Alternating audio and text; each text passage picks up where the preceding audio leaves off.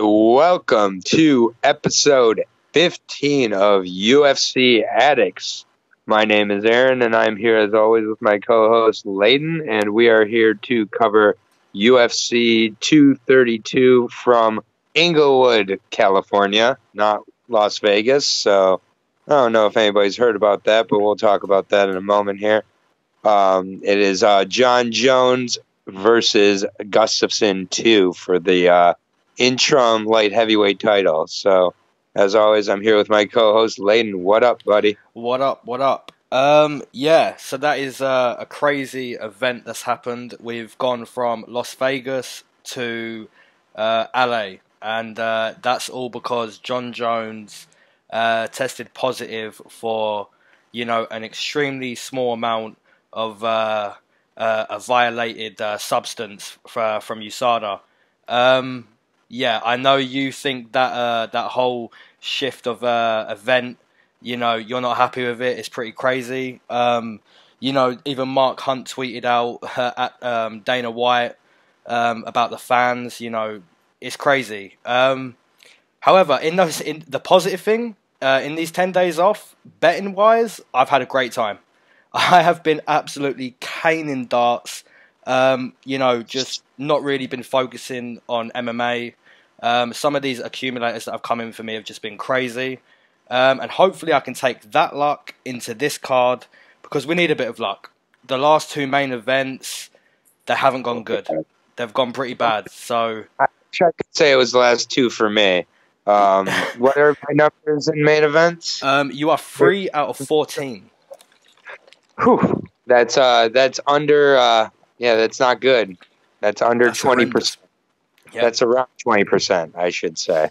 Well, the good thing is the New Year's coming up. The old saying, "New Year, new me." Maybe that can be a thing for you for main events. Who knows? Yeah, maybe. I mean, if I could just be semi-decent in main events, I'd at least have a lead amongst right now. But, yeah, Kevin Lee. I make no secrets about it when I'm a fan of a fighter, and Kevin Lee was and still is one of my favorite fighters, but that had to be one of the most disappointing performances I've seen. I just don't know why he didn't want to keep going for the takedowns. He really went in overconfident. He really went in viewing as a stepping stone.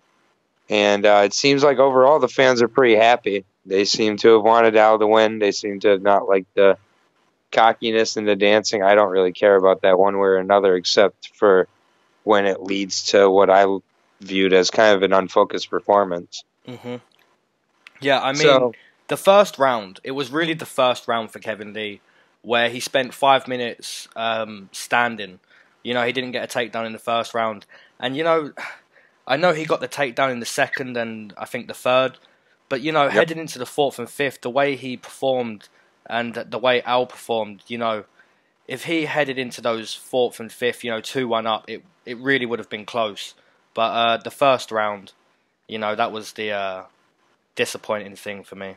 I really thought I even said he'd get Al down within a minute. And, I couldn't have been so wrong on the first round. So, disappointed there. Yeah. I mean, he's obviously has no idea what he's doing with his career now. He's praying for that 165 division, which I get it. Everybody kind of wants it, but I kind of don't want it. And just not at least at this point. I really feel like it would turn into just a kind of dumping ground of the Chiesas of the world, the Kevin Lees, the guys who've just lost their way out of contention in a division, but that's their own fault. And it's like as soon as Dustin Poirier loses to one of these top guys, he'll move to that division. And it will just turn into this division that I don't think they actually maybe need as much as I originally thought. But that's for another podcast, another day. Overall, just betting-wise, that Dwight Grant, Zach Otto decision was a robbery. It just adds another thing that I don't look at enough in, fight cards, and it's when a guy's from the hometown where it's being judged. I look at nationalities a lot, and I'll look at a Brazilian fighting in Brazil, a Canadian fighting in Canada, but I didn't look at a guy from Milwaukee fighting in Milwaukee and think that would be so significant. I get it. Dwight Grant didn't do a ton to win that fight, but he won that fight. Mm-hmm. So I mean, it's a perfect kind of robbery for the judges when the guy who won didn't blow the doors off, but he still won. Yeah. So I mean, you look at both performances, and the guy who won, you look at his performance, and that's really not a winning performance. I feel the guy who lost really had a closer performance to a winning performance than Zak Otto, than the guy who won. So, yeah. I completely agree. If one of the judges was one of Zak Otto's cornermen, he would have lost. Yeah, I mean, the corner said it too. So right. This is what I'm saying. And that was not a motivational, like, you're down 2-0. Like, that wasn't a he was very matter of fact and correct. But anyways, I don't think anybody tuned in to listen to us talk about Dwight Grant and Zak Otto. Yes. And honestly, that fight just got way more talk than it deserved. Mm-hmm. So I am very excited to move on to this card, and I'm glad it's still happening, although I just personally, on principle, don't agree with what they did. I just think it's really ridiculous to all of the fighters involved, the fans, and it just really continues to send a message that they started with, Conor McGregor, and I'm sure it started before then, but just they are not making a secret. They treat certain fighters differently.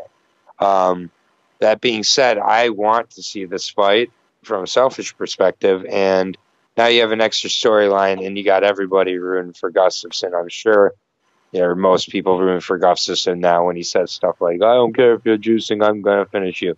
We'll see.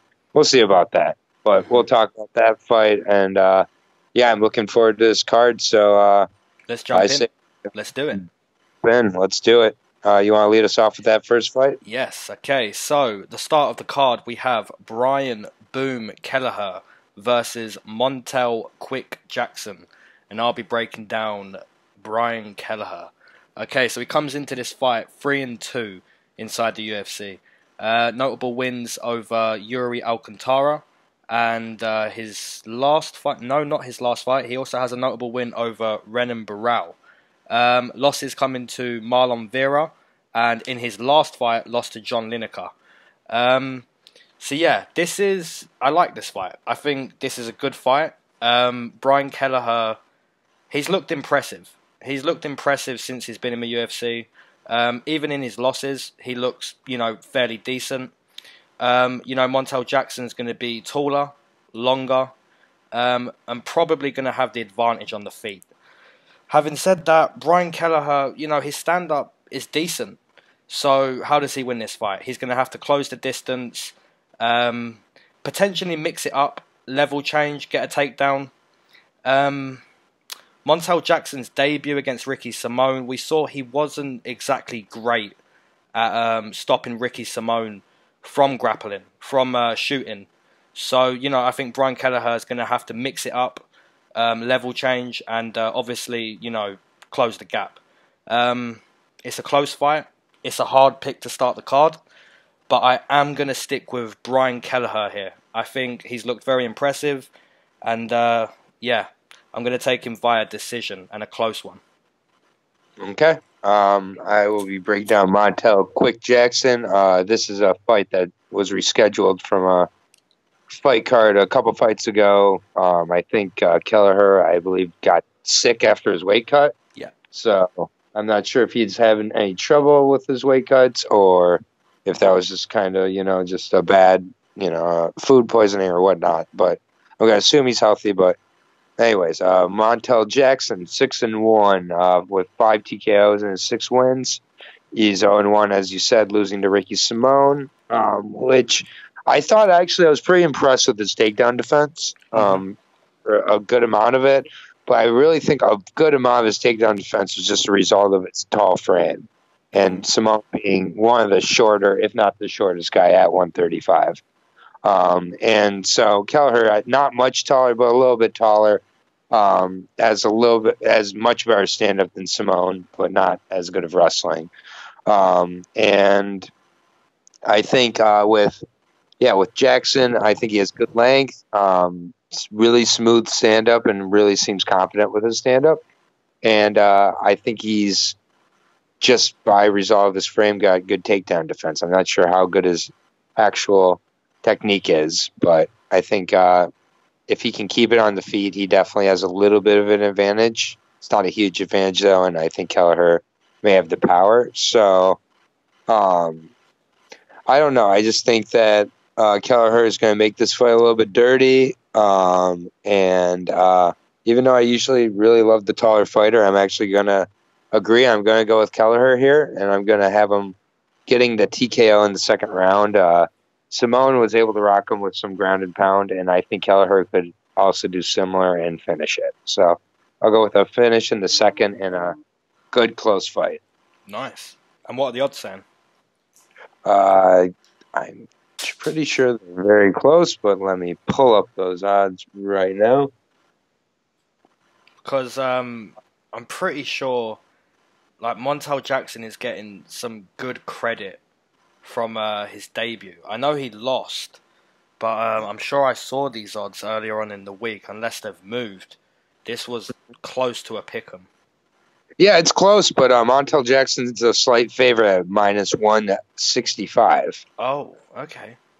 So Kelleher's coming back at plus 135. I would be more than happy to take that, and I think Kelleher could get the finish in this fight. Mm-hmm. I think that Kelleher's had a few injuries lately, so maybe that's scaring people a little bit as well.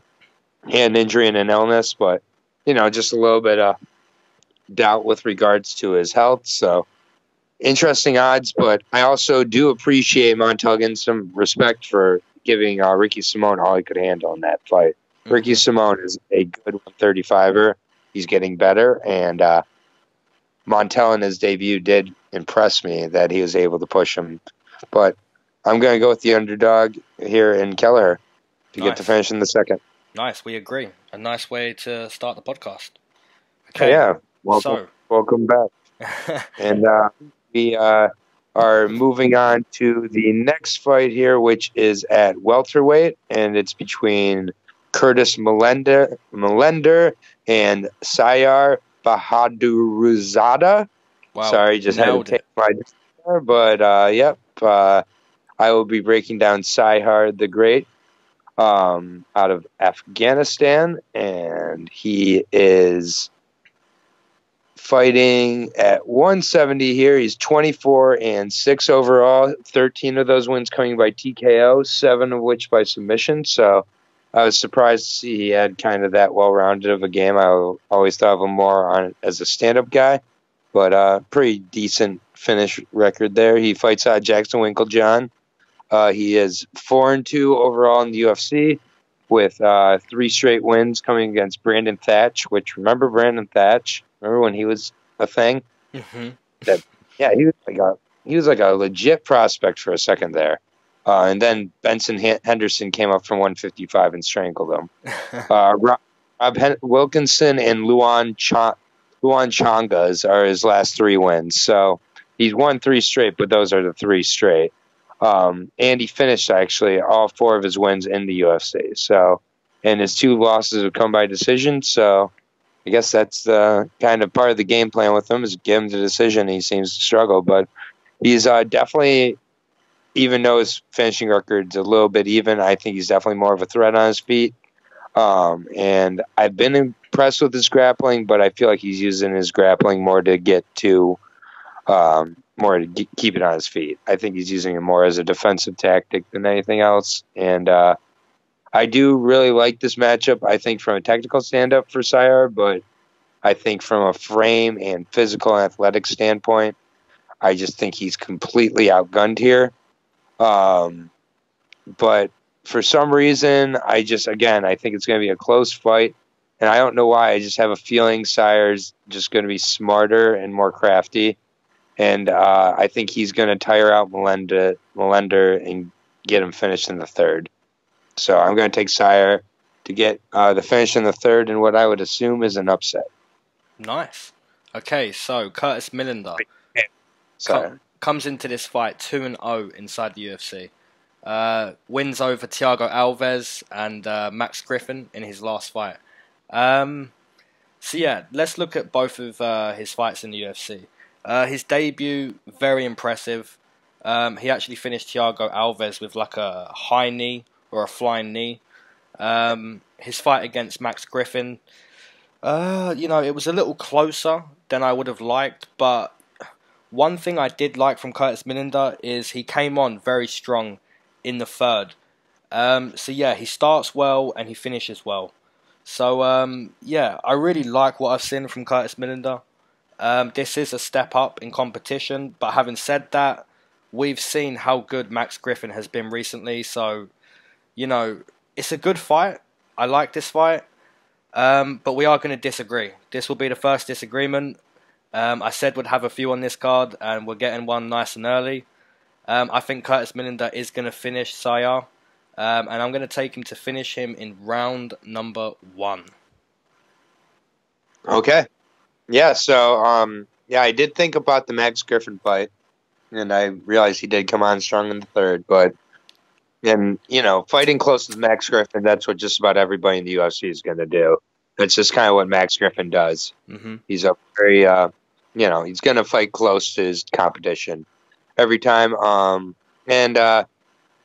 think this is just a really good fight. You look at Siyar, and he just does not look physically imposing at all. Mm-hmm. It doesn't even look like he hits hard. Some of his knockouts just kind of look like effortless punches. And I just really, I think if this is a stand-up fight exclusively, I think Siyar actually does have the advantage. Interesting. I really do. And I think on the ground he could also surprise Curtis. I think Curtis needs to have a full MMA game here against Siyar in order to win. So we'll see. Maybe I'm wrong. Maybe you're right. Who knows? Yeah, Siyar is the underdog, but it is only a slight underdog. Plus 120. So for Siyar, nice. Minus 150 for Curtis. So I do appreciate it. Opened at minus 200 for Curtis. So the money has shifted towards Siyar slightly. Take that to being what you may, but I just think that this is definitely a step up, more so than I think a lot of people may realize. So nice. I do like the fight, though, and I think that this is an important part of the career for both fighters. Siyar's 34 now, so kind of that magic age. Yeah, but 31. So yeah, both guys really do need to win this, and the odds are suggesting that. And same with the first fight, the odds are suggesting that. And and now we move on into Uriah Hall versus Bevan Lewis, and I'll be breaking down Uriah Hall. So you was talking about prospects a minute ago. Uriah Hall, another guy who came into the UFC who was a massive prospect. He's actually 6-7 inside the UFC. So that prospect hype went a long time ago. He's 1-5. No, 1-4 in his last 5. So it's make or break for Uriah Hall at this rate. The hype's gone. He's now fighting to stay inside the UFC. His most notable wins come over, fair play, Thiago Santos, Mousasi. So, notable wins there. Nothing else really. Ewell Bambos, if you want to count that as notable. No. Nothing else. Yeah, exactly. So, yeah, he hasn't lived up to the hype. Having said that, in his last fight, I believe it was against Paulo Costa, I believe he done very well for about 3.5, 4 minutes of that first round. Moving very well, sticking the jab out there. I remember that being a problem for Paulo Costa. He took it because that guy's a beast. But Uriah Hall done very well in that first round. So, I'm looking at this fight and I see Bevan Lewis. He seems quite inexperienced. We see him on your favourite show, the Contender Series. Trains with John Jones. But he's only had, I believe, 6 or 7. I'm looking at 5 now, but I believe it's around 6 or 7 professional fights. So I'm talking about how it's make or break for Uriah Hall. And he hasn't got the hype anymore. I believe Bevon Lewis will have the hype surrounding him going into this fight. So it's a third fight on the card, and it's really both guys need to win. And it's making this card just look great that we're having these kind of matchups from early on. So it's a tough pick for me again, but I'm actually going to stick with Uriah Hall. He is 1-4 in his last 5, but it's make or break for him, and it's definitely make or break for me and him. If he can't win here, I doubt I'll be taking him again, but I will stick with him, and I'll take him via a close decision. Yeah, I mean, what a third fight on the card here to have Uriah on the third fight of your card. You know that it's a good card. Mm-hmm. And Bevon, the extraordinary gentleman Lewis, I'll be breaking down, and I have been impressed with breaking this guy down. I'll say that much. He's 6-0, and 3 of those wins coming by TKO. He was on the Contender Series twice, winning both of his fights, winning the second fight by knees, and he's got a lot of confidence, trains with some good guys, obviously John Jones amongst others. And he's got quick stand-up, definitely looks good in the clinch, and he'd be smart in this one to make it dirty early and often.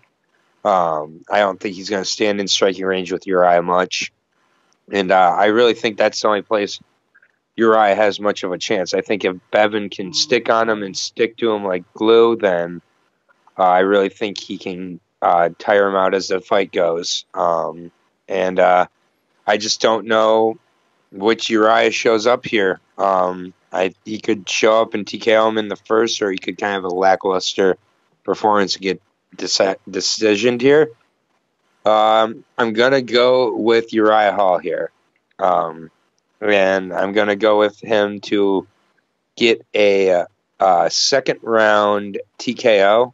I think he's going to use a lot of the first round, kind of staying moving, tiring out Bevon's, frustrating him a little bit, and then kind of let it loose in the second and get a much needed win. I just think this is a pretty tough debut for Bevon, and also a fight that Uriah has to win. Bevon loses this, he'll be okay. But Uriah loses this, I don't know if he stays in UFC or if he's off to ONE FC.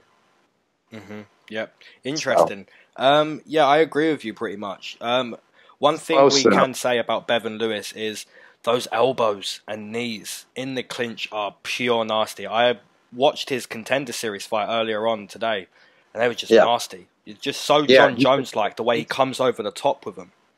He's a good wrestler. He's strong. He's young. He's getting better. The more I talk about it, the more I want to pick Bevon, frankly. Mm-hmm. But I'm going to stick with Uriah. Maybe I have familiarity, but I'm going to stick with Uriah here. And looking at the odds, it's straight pick 'em. Minus 115 each way. That's beautiful. So, third fight of the card, odds are just, pick 'em. That's what we want to see. We want to see high-level competitive fights, and we get that. We get that week in, week out with the UFC. It's much different in boxing. The odds are just stupid in boxing. But this is just, so far, this is like a dream card for odds. Just perfect. I'm really happy with that. That's a pick 'em, and I really can understand going either way on that one. Mm-hmm. I really do want to pick Bevon. I just maybe don't have the guts. So, nice pick. Okay, so moving on to Nathaniel Wood versus, is it Andre Ewell? Andre Ewell, yep. Okay, nice. Okay, so I'll be breaking down Nathaniel. He comes into this fight 1-0 inside the UFC. Previously a bantamweight champion in Cage Warriors, I believe. I know you follow Cage Warriors a little more. He was great over there. Oh, nice. Okay, so I believe his foundation is wrestling. He's a very good wrestler. In his debut, he actually got, I believe he got Fight of the Night in his debut, that extra 50k. It was a good fight. we did see that if you can stand with Nathaniel Wood, that, you know, you're not in his world. I believe it was Johnny Eduardo he fought in his debut. You know, really, he done nice towards the end of that round. He really hurt Nathaniel Wood. And Nathaniel Wood was close. He was close to being finished. Having said that, second round comes, he's in his world, he's on the mat, he finds a submission. So, you know, Nathaniel Wood is a great guy. Having said that, Andre Ewell, in his debut, you know, after that first round, he really showed us he's a great guy as well. And one thing I was really impressed with by Andre Ewell was how low he keeps his body at distance, because he knew Renan Barão was going to shoot. And he was always letting Renan Barão know that this will not work. You will not get this takedown. But that was after round one, you know. And I believe Nathaniel Wood has never been post-SADA like Renan Barão, and we know what Renan Barão was like post-USADA. So, you know, it's going to be harder, I believe, for Andre Ewell. But I really liked what I saw from his debut. I liked what I saw from both guys' debut. But I think this is another really exciting, great fight. And I'm sure the odds are going to be close for this one too. It's a tough pick, but I'm actually going to stick with Andre Ewell this time. I went against him in his debut, but I'm going to take him this time. Really close fight, but I'll take him via decision. All right. I'll be breaking down Andre Mr. Highlight Ewell. I did take him in his debut against Renan Barão. You did. Definitely liked him, and like him even more after that fight. But this is a hell of a matchup. This is two of my favorite bantamweights, along with Ricky Simone and a few others. But I really like these guys. When I saw this fight was made, I cringed just because I don't want to see either of these guys' momentum derailed, frankly. I think it's going to be a great fight. Andre Ewell is 14-4 with 7 TKOs and 4 submissions in his 14 wins. 1-0 coming off a short notice decision win over Penn and Barão. He looked really good and was able to kind of show off a overall good MMA game. Really well-rounded, and definitely looked UFC ready. Again, 17 fights coming in. We'll do that. And this is a tough sophomore opponent here in Nathaniel Wood. You know, I think this is a really, really great fight and extremely important, like a lot of these fights early on this card have been. And whoever wins this one is ready to make waves in the top 10 of that division, I think. And I think Ewell...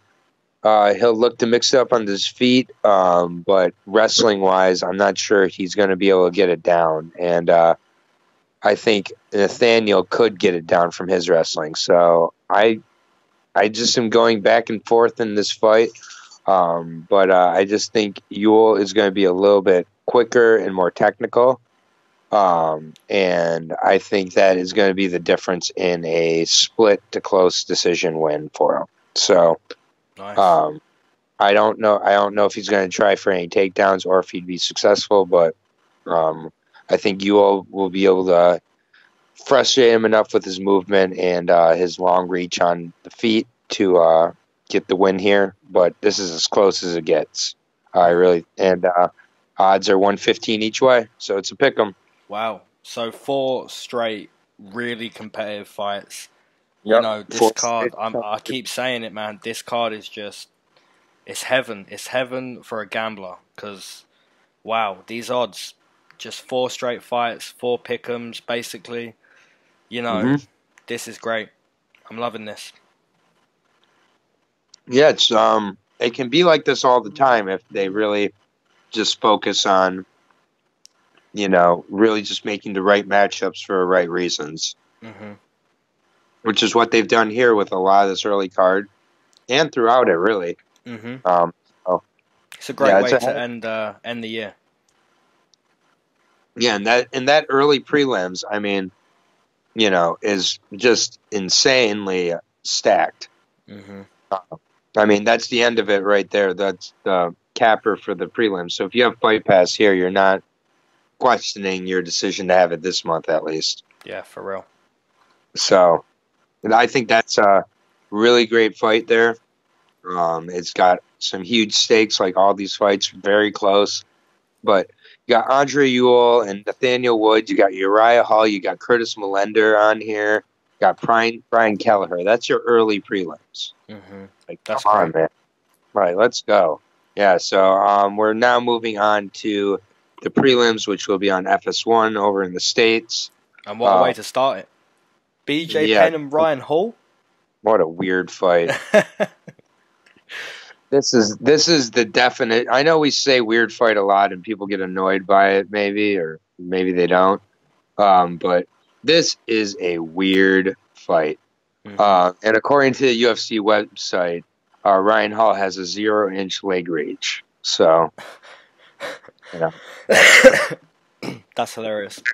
Yeah, so I will be breaking down Ryan the Wizard Hall. And yeah, man, he definitely is a wizard. Especially with those heel hooks, as you know, most people will know about him. So he's 6-1 overall with 2 TKOs and 2 submissions. He's 2-0 in the UFC with 2 decision wins. And his decision wins are over Gray Maynard and the GOAT. So that's a hell of a 2 guys to start your career against. And now, why not just add BJ Penn to that lineup? Mm-hmm. This is a really weird fight. You know, the one thing people associate with Ryan Hall at this point is the heel hooks, the leg lock kind of game. At least that's why I associate with him. Mm-hmm. I don't talk to a whole bunch of people about Ryan Hall, I'll be honest. I'm not sure if that will be effective against BJ Penn, but at this point, I'm not sure if BJ Penn is competent anywhere in mixed martial arts. I think Ryan Hall has capable enough stand-up, and I just can't pick BJ Penn. So I'll take Ryan Hall to get a weird decision. Nice. Maybe he may sub BJ Penn, but this is just a weird one to me. So I'll take Ryan Hall. Nice. Okay, so BJ Penn comes into this, return fight 6-10. That record, it doesn't do him justice because we know, he's on a 5-fight losing streak. So you take like 3 or 4 of those away, that's probably his legit record. Well, he was a great champion. He's now 40 years old. And his last loss was to Dennis Seaver. So, it's really embarrassing. Mm-hmm. If anyone wants to see the way Ryan Hall fights, go and watch, like you said, one of his fights in the UFC. Ryan Hall versus Gray Maynard. It's a really embarrassing fight. Ryan Hall, you was talking about his submission game. He is a jiu-jitsu master, but that is all he is. He's not a fighter. He has 2 wins in the UFC, but he's not a fighter. If you're on the mat with him, obviously, chances are anyone his weight is going to be choked out. Having said that, if anyone wants to see how weird he fights, just go watch Ryan Hall versus Gray Maynard. Gray Maynard had to ask him to stand up. He had to get the ref to stand him up at least like 10 times. It must have been. Yeah, so he was just trying it. Ryan Hall was just trying it for 15 minutes. Heel hooks, trying to pull guard. He was trying a lot. Every time Maynard came close to hurting him, Ryan Hall just flopped on the ground and just tried to grab a hold of his foot.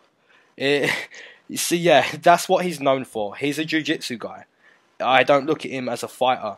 I'm amazed he got that win over Gray Maynard, to be honest. Yeah, well, Gray Maynard. So yeah, I think Ryan Hall's going to do pretty much the same thing. If he can get a hold of BJ Penn, you can pretty much bet your house that Ryan Hall is going to win. Having said that, Ryan Hall done a lot of flopping in his last fight against Gray Maynard. He just kept flopping on the floor. So it's one way or the other. It's literally, like you said, horizontal or vertical. BJ Penn could win a decision where Ryan Hall just flops on the ground every time BJ Penn's trying to hurt him, or Ryan Hall really could just choke out BJ Penn, or Ryan Hall could win a weird decision. But yeah, we're going to disagree. Oh my God. Amazingly, we're going to disagree. I don't feel great about it. I'm sure you don't feel great about picking Ryan Hall either. So, No.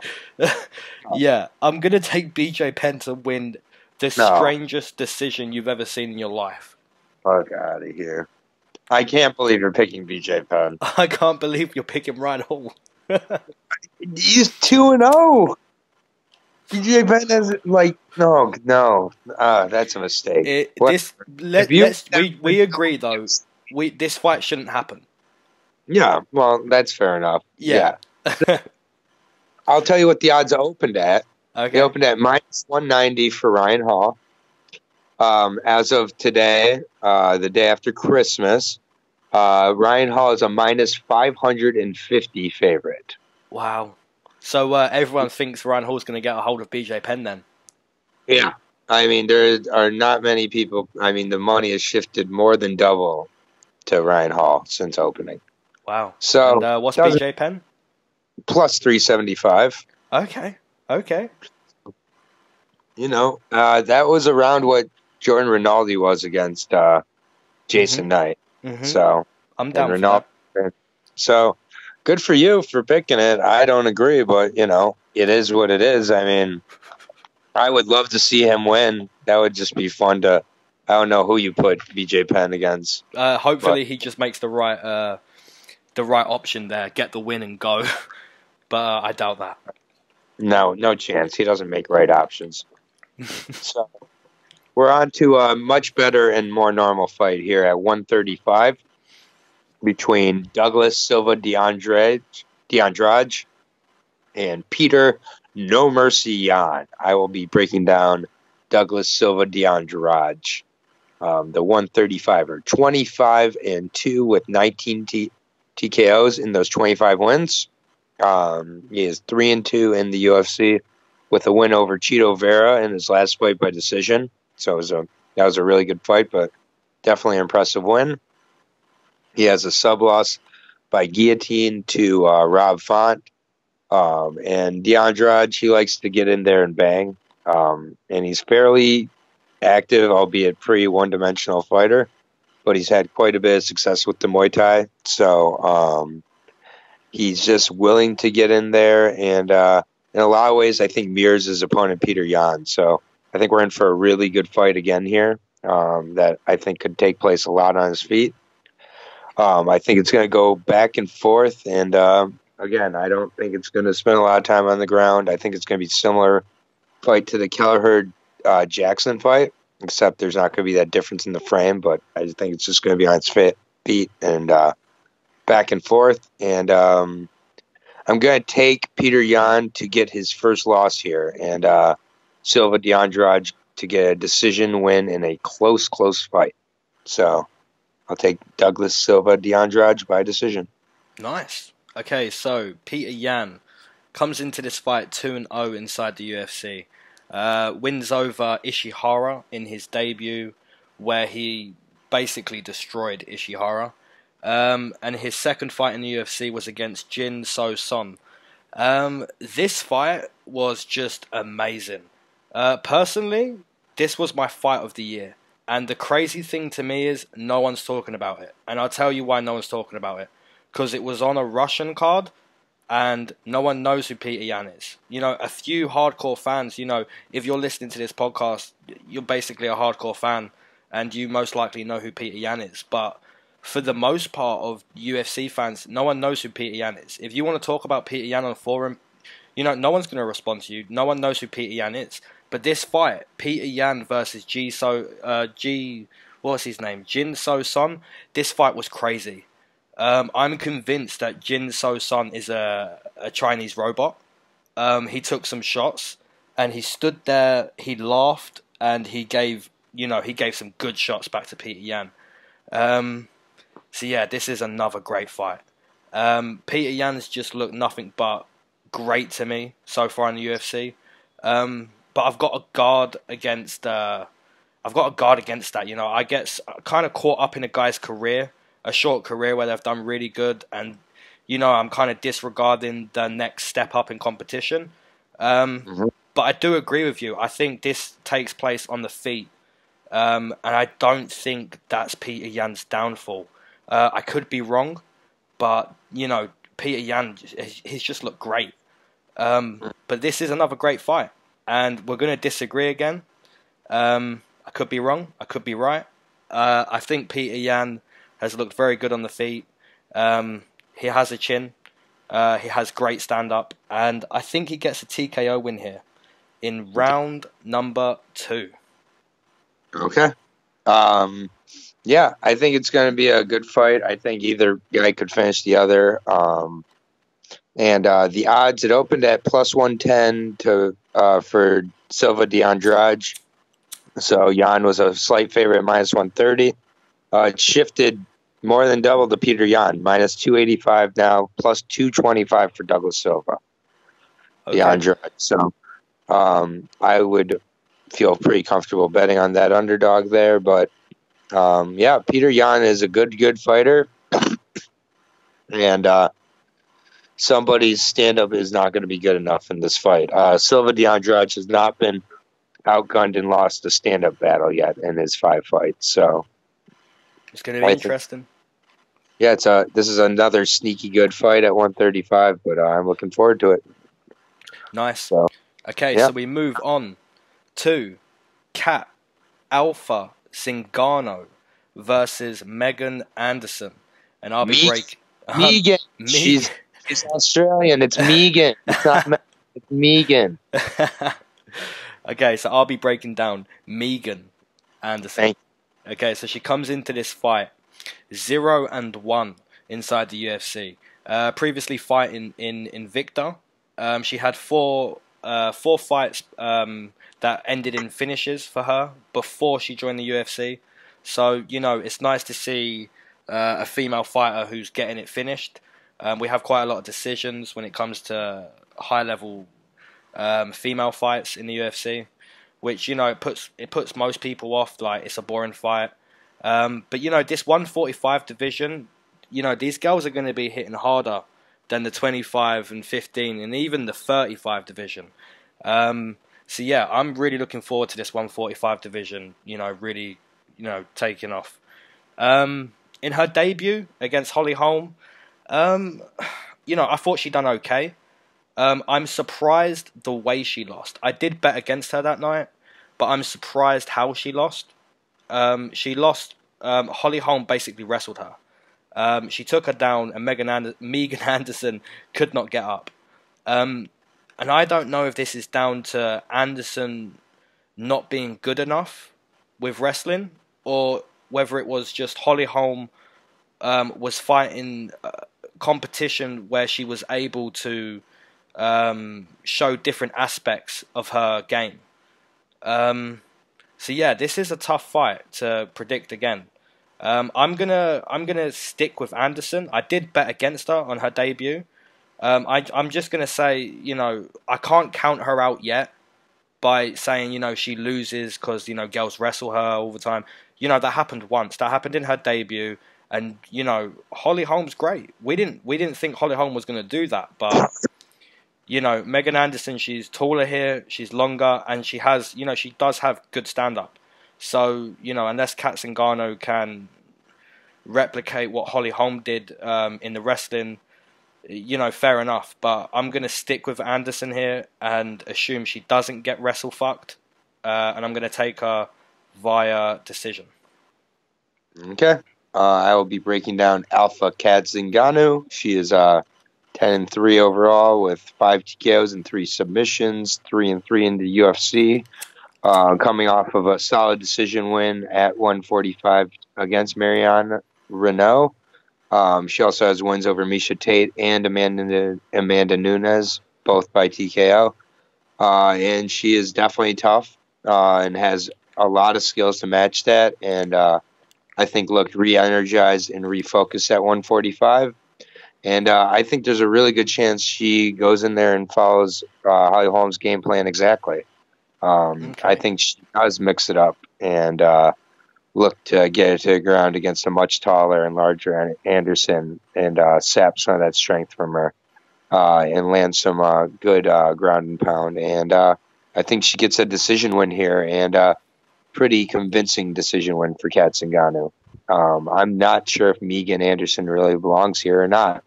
Also fighting Kat Zingano and Holly Holm in your first two fights in the organization is tough, but I mean, she was calling out Cyborg before she came over here. So, I do think Kat Zingano can replicate and will replicate the game plan of Holly Holm here and get the decision win. So we're going to disagree again. So Wow. I believe that's 3 times now.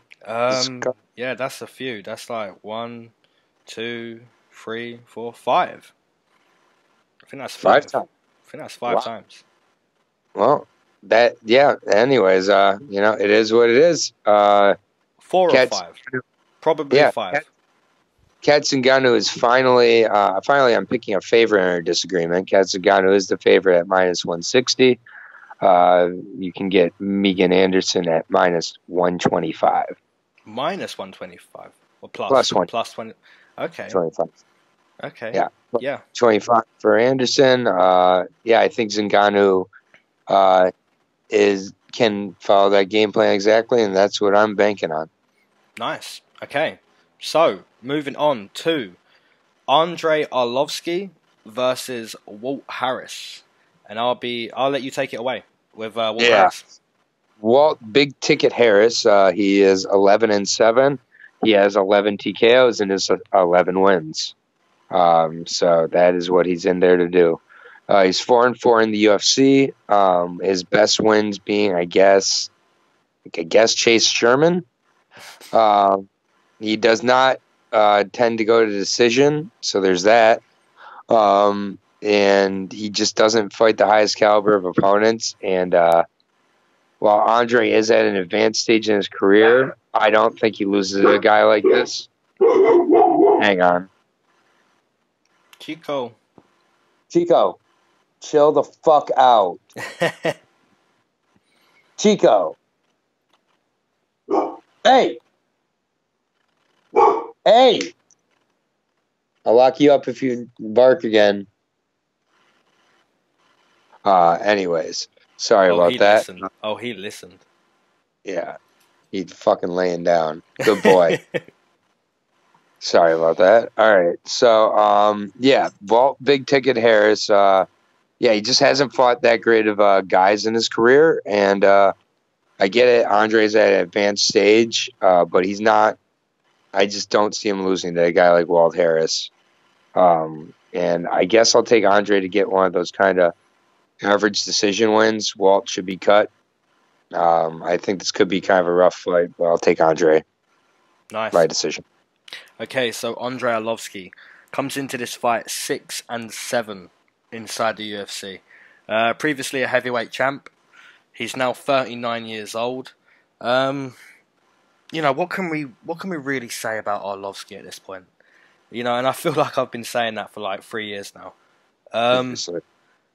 He nearly died via Francis Ngannou. I was there.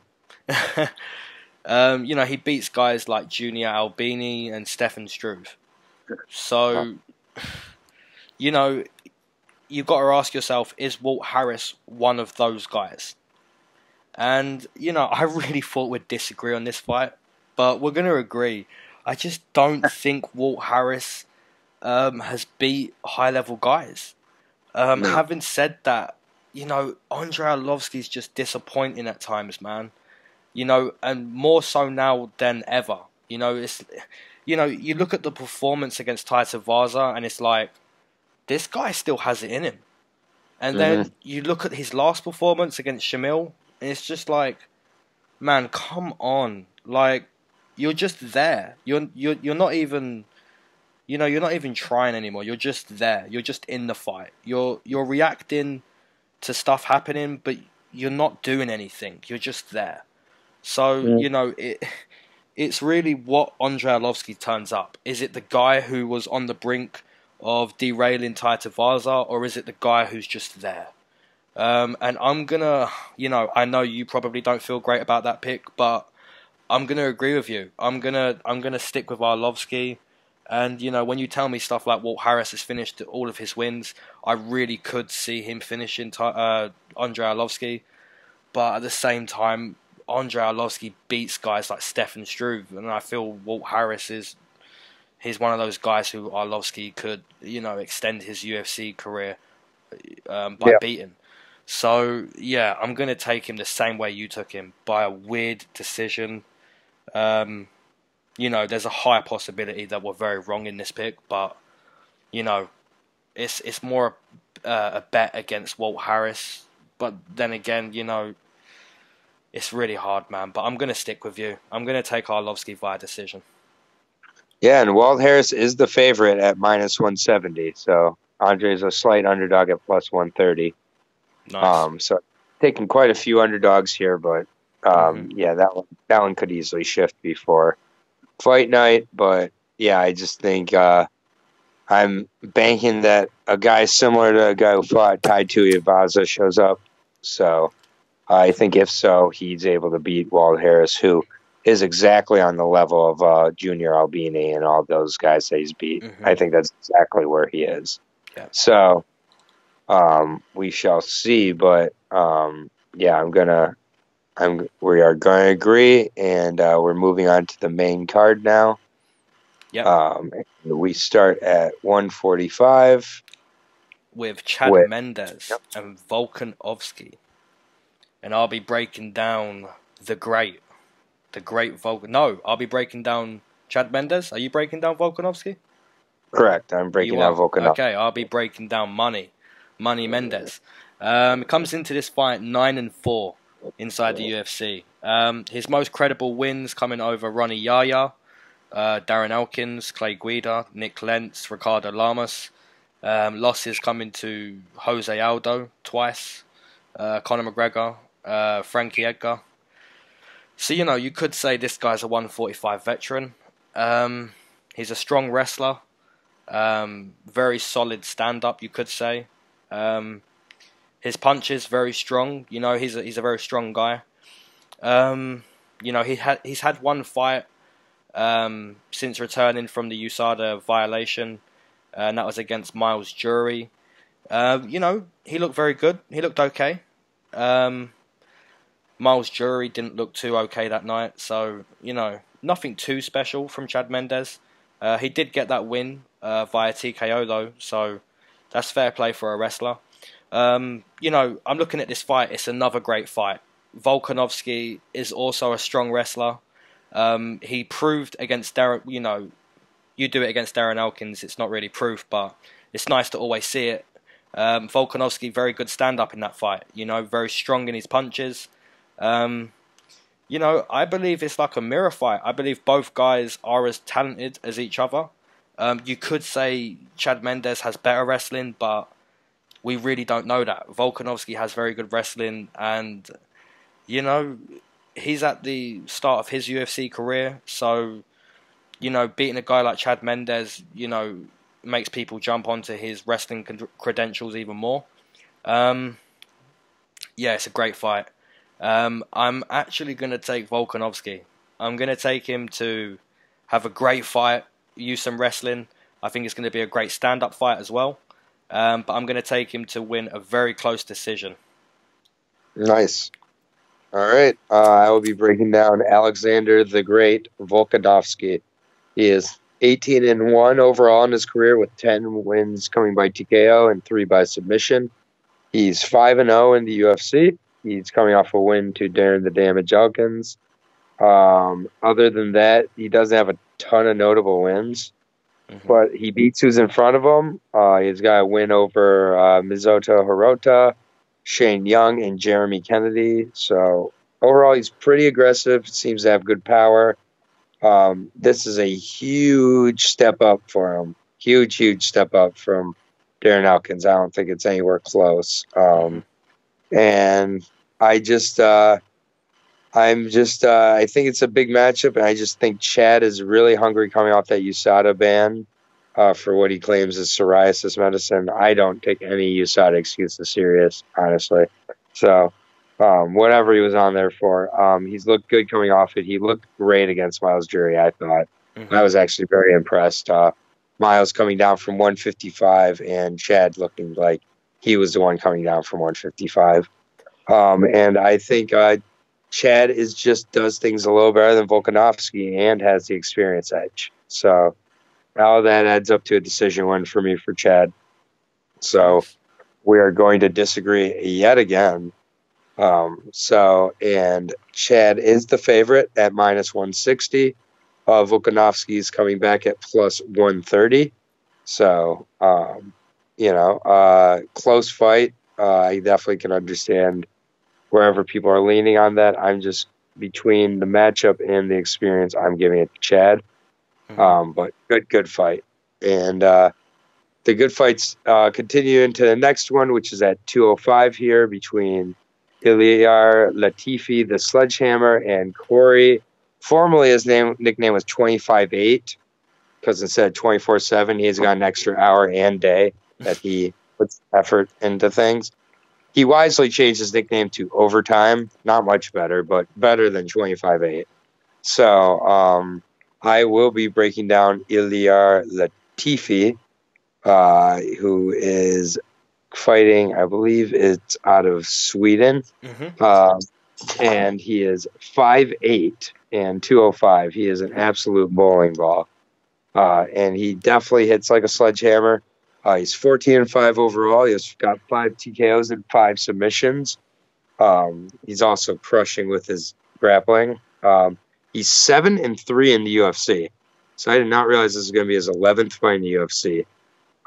He's coming off 2 wins to OSP and Tyson Pedro. Like I said, he's got an apt nickname. Definitely hits like a sledgehammer, and he's got that crushing top game. He's got solid wrestling. I think these guys may kind of cancel out each other's wrestling. They both have really good wrestling. And I think it comes down to the feet. And I think Latifi's going to have a big power advantage there. And Corey Anderson has shown he could get caught before. He gets caught in close and at range, and I think Latifi's going to catch him in the second round with a TKO. Nice. Okay, so we have Corey Anderson comes into this fight 7-4 inside the UFC. His most notable wins coming over Jan Blachowicz, Tom Lawler, Patrick Cummins, and Glover Teixeira. Losses coming to Jean Volante, Shogun, Jimmy Manuwa, and OSP. Okay, so I've seen Corey Anderson fight twice.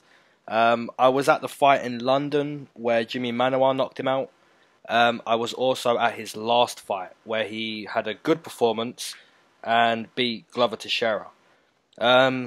You pretty much nailed this breakdown. Both guys very good wrestlers. When Corey wins, it's usually through wrestling. He is a very good wrestler. I feel when Corey can't wrestle, or when he starts to doubt himself, he normally gets brutally knocked out. We see that, he was arguably 2 rounds up against OSP, and OSP head kicked him, and it was brutal. Second guessing himself against Jimmy Manuwa for the short time that fight was going on, brutally knocked out. When he can wrestle against guys like Glover, it looks good. It looks very good. It makes him look like a decent prospect in that division. But yeah, you've got Latifi, and he can wrestle. He can really wrestle. And I just feel Corey Anderson's going to doubt himself. I think Corey Anderson is going to realize, I can't take this fight into my world, and now I'm stuck standing with a sledgehammer. And he's going to get caught, I think. We agree, but I'm going to take a round 1. I'm going to take Latifi to catch him in round number 1. Nice. So we do agree. I was not sure on that one. Latifi is the favorite at minus 150. Corey Anderson coming back at plus 120. So another very close fight on this card. Great odds. And yeah, really pretty spot on there, I think, with regards to the odds. Throughout this card, I've agreed with them for the most part. So we are now moving on to a weird fight at welterweight. Yep, this is a weird one. Okay, so we've got Carlos Condit versus Mike Chiesa. And I'll be breaking down the natural-born killer. Okay, so he comes into this fight 7-8 inside the UFC. Personally, I don't think his record does him justice. A little bit like BJ Penn. You know, you look at those last few fights where it's a guy who's, you know, out of his prime, out of, you know, what we've seen him to, you know, he's done great things. He was a good champion, but you look at those last 4 fights and it's, you know, it's very dodgy. You know, but one thing I will say is he does fight killers. You know, Neil Magny's not really a killer, and you know, apart from that, but he's fought killers a little bit like RDA. You said a few weeks ago on a podcast. The most disappointing loss for me in his last 4 was to Neil Magny. You know, if he shows up and he's looking like that, you know, Mike Chiesa is going to choke him out. But having said that, I think Carlos Condit on the feet, he gets Mike Chiesa all day, personally. You know, he's going to see that Mike Chiesa struggled to stand with Anthony Pettis, and I think, you know, if he can keep the fight standing, I think he beats Mike Chiesa. Having said that, Mike Chiesa, where's he at mentally? You know, the bus attack, the loss to Kevin Lee, and now the loss to Anthony Pettis. So it's like both guys really need to win. You know, Carlos Condit on a 4-fight losing streak. Mike Chiesa just, you know, he was claiming to be close to a title shot. You know, you lose this one, you're nowhere near it. You're nowhere near it now, but if you lose this one, you're really nowhere near it. But yeah, you know, I don't feel good in my pick, but I'm going to take Carlos Condit. I think he's going to be able to stand and keep Mike from grappling. I think it's going to be a bloody war. Could be wrong again. It's another really, really close fight. But I'm going to take Carlos Condit via TKO in round number 3. Okay. I will be breaking down Michael the Maverick Chiesa. Moving up from 155. He's 14-4 overall in his career. 10 submissions, no TKOs. So he's if he's going to finish you, it's going to be by grappling. He was looking really strong there until he ran to Kevin Lee, where he got choked out, and then he was triangle armbarred in the following fight against Anthony Pettis.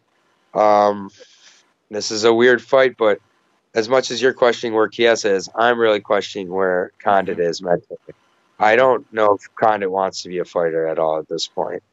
And I do think that Chiesa is going to be revitalized going to 170. And I think he's going to look to take his back as much as he can, whether it's standing, whether it's on the ground. I think Chiesa is going to just try to attach to Condit and stick to him and get it to the ground. And I think when he does, he's going to submit him. And I think it's going to be a second-round submission from Michael Chiesa. I think Condit is done, and I think he'll put his gloves in the octagon after this one. Interesting. Yeah, I definitely agree with you in the sense that he should give it up. You know, he should be done now. But you know, if he wins this, he needs to still do that. Yeah, I think, and I think Michael Chiesa is really going to benefit from not zapping his body, and so Condit is the favorite, or Condit is the underdog. I'm sorry, at my plus 140. So Chiesa is the favorite at minus 180. Yeah, I just think that's more an indictment on Condit. And I also do like when guys move up in weight. I think, especially when they have a frame like Chiesa. Chiesa is huge for 155. He'll be fine at 170. I think he really could benefit from 16 less pounds of cutting. So, yeah, it's a really close fight. The odds, once again, really nice odds. And we move on now to the co-main, where I haven't checked these odds yet. I'm going to wait for you to tell me them. Hopefully we can keep the train of good odds on this card going.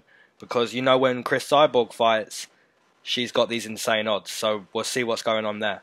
So this fight is Chris Cyborg versus Amanda Nunes for the 145 strap. I'll be breaking down Amanda Nunes.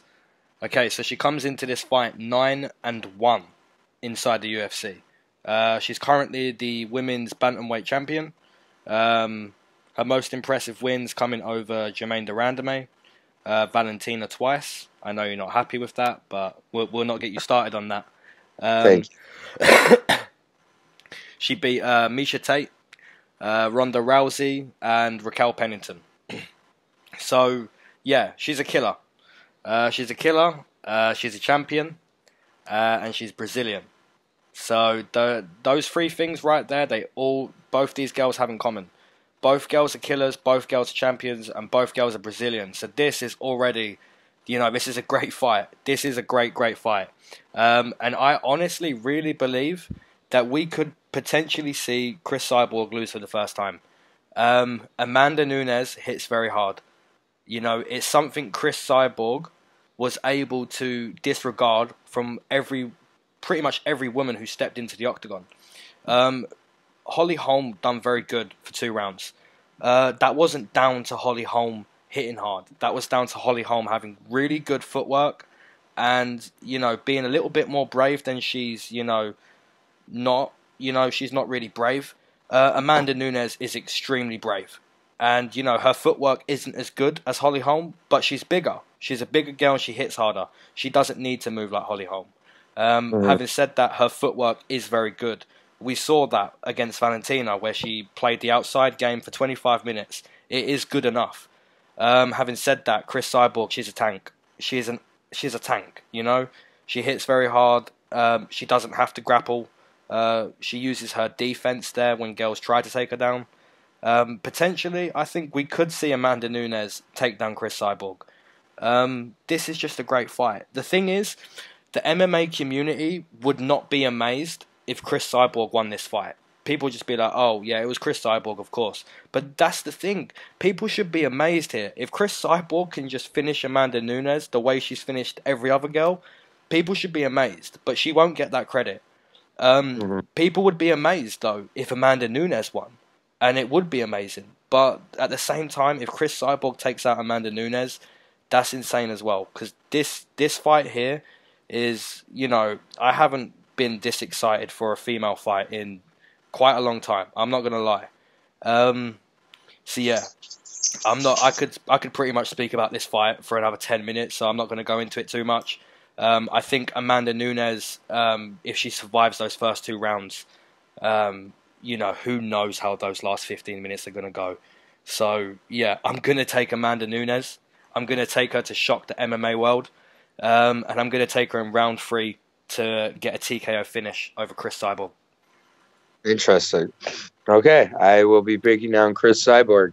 20-1 overall, 17 TKOs in her 20 wins. Overall, we know what Cyborg is bringing to the table here. And she has 4 TKOs and 1 5-round decision over Holm. I think that win over Holm did such value for her because it allowed her to know what it felt like to kind of pace herself through a fight, not gas herself in the first few rounds. One thing I am not a fan of with Nunes is she takes a lot of damage after good, quick starts. So it is not in Nunes' typical MO to start out strong or start out weak and finish strong. She more starts out strong and doesn't finish as strong. So I think that it's all about if Cyborg takes a similar approach to against Holm. I also think she could hurt Nunes, but I think this is a really great fight overall. And whoever wins this fight deserves to be considered the greatest women's fighter of all time. I really think it's going to be a close one, but I think I'm going to give Cyborg the respect here. I'm going to take Cyborg to get a 3rd-round TKO over Amanda. Nice. I think the size and overall power of Cyborg and Amanda's lack of striking defense at times I think that will be the difference. So it's a great fight, but I'm going to take Cyborg to use the lessons from all of her fights, especially a Holly Holm fight, to get the third round TKO. Nice. And yeah, like I said, if Chris Cyborg wins this fight, she should be given so much more credit than she's going to get, because we get these stereotypes in MMA where some guys or girls like Chris Cyborg, they just get this price. They get the same price every fight. Like nothing's going to change. We see that in Demetrius Johnson, even against Henry Cejudo, the price was the same. We see that against Joanna and Rose, the first fight. Joanna's price was always the same. We see that for John Jones in this main event rematch. The first fight, John Jones was a minus 900, and Gustafsson was a plus 700. So tell me, what are the odds here? So the odds are, I'm okay with them. They're at minus 260 for Cyborg, plus 200 for Amanda.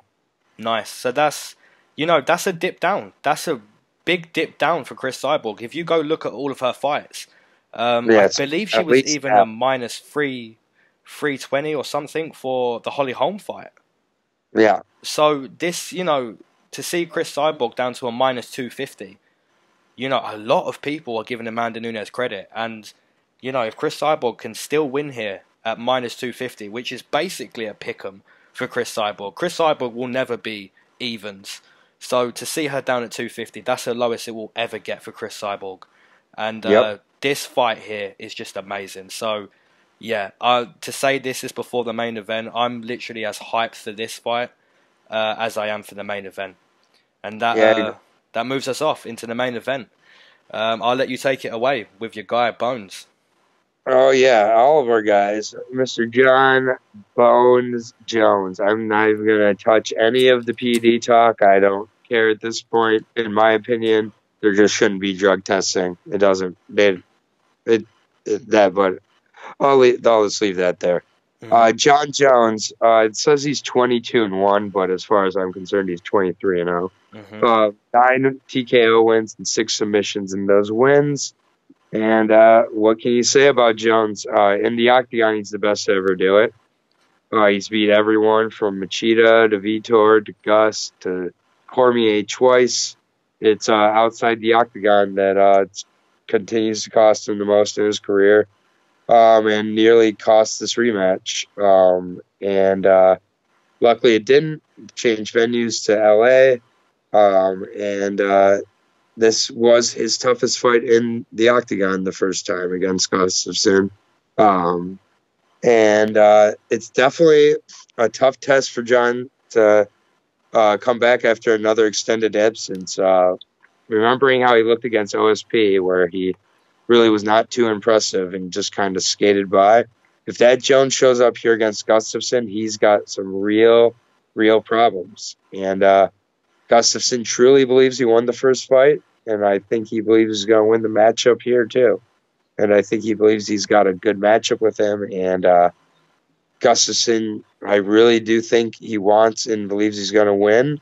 And this is just not an easy fight for me to call. Main events are not my strong suit, as we know. And I'm going back and forth on this one again. And I'm going to take Gustafsson to get the decision win here. And I think it could be a close one. I think it could be similar to the first fight. I think Gustafsson, again, has success with some takedowns in the later rounds and squeezes by a decision 3-2. And I'll take Gustafsson to get the win. Nice. We're wrong. Nice. Okay, so we have Gustafsson, Alexander Gustafsson, the Mauler, comes into this main event championship rematch, 10-4 inside the UFC. His most impressive wins coming over Shogun, Jimmy Manuwa, Blachowicz, and Glover Teixeira. He's already lost to John Jones. It was very close. His loss to DC, it was very close.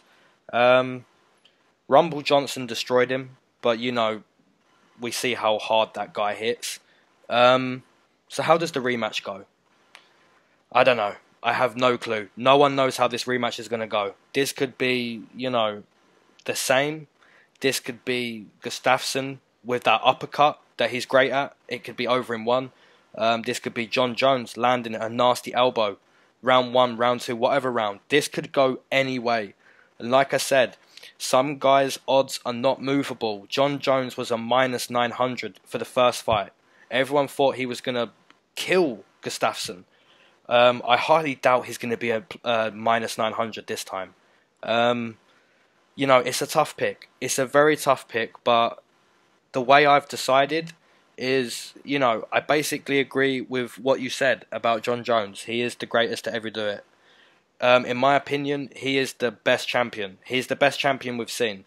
I know about 98% of people are going to disagree with that, and I'm fine with that. But when I'm talking about champion, I'm not talking about the hit and run. I'm not talking about the doping violation. I'm not talking about, you know, the hookers, the weed. I'm not talking about any of that. I'm talking about what Jon Jones does with his skill set inside that octagon. And you talk about the guys he's beat. You just listed them off. And it's just incredible. This guy, his frame is perfect. His kicks, you know, that knee kick that he does, that he was doing like for 2 rounds against Cormier, then boom, up high. He keeps you guessing so well. His elbows, he's a great wrestler. You know, the takedown defense, amazing. The first guy to take him down was Gustafsson. So, you know, this is a great rematch, but I'm a true believer in what Jon Jones does inside the octagon. I don't care what he does outside. I don't care what kind of guy we look at him as because of what he's done outside, but inside the octagon, he's a killer. And, you know, Gustafsson's a killer as well. But, yeah, I'm a true believer in Jon Jones as a champion, and I'm gonna take him to get a win here. We're gonna disagree with this main event. That's probably a good thing for me. But yeah, I'm gonna take Jon Jones in round number 3. I'm gonna take him to get a finish this time. All right, fair enough, fair enough. You know, I think the crowd definitely will be on Gustafsson's side, but I was going back and forth until the main event here. I'm not gonna lie. Gustafsson is the plus 210 underdog. I love those odds for him, but minus 285 for Jon Jones. So we'll see how he comes back here, but either way, we'll see if the fight even happens. I know they've moved it. I assume it will, but you never know. So that brings us to how many disagreements on this card? That is 1. Wait, did you take Montel Jackson or Kelleher? I took Kelleher. Okay, so we've disagreed 1, 2, 3, 4, 5, 6, 7. That's 8 disagreements. 8 disagreements. That is by far most, and we may have a new leader after this event. We'll make sure to bold in the description our disagreements, as well as put timestamps and overall our numbers. Fight of the night. Honestly, any of these fights besides Ryan Hall or BJ Penn could be. Yep, I'm actually going to take fight of the night to be. I'm going to take Carlos Condit and Chiesa for a 15-minute war. Interesting. That would be like interesting. I'd love for that to be fight of the night. I'll take.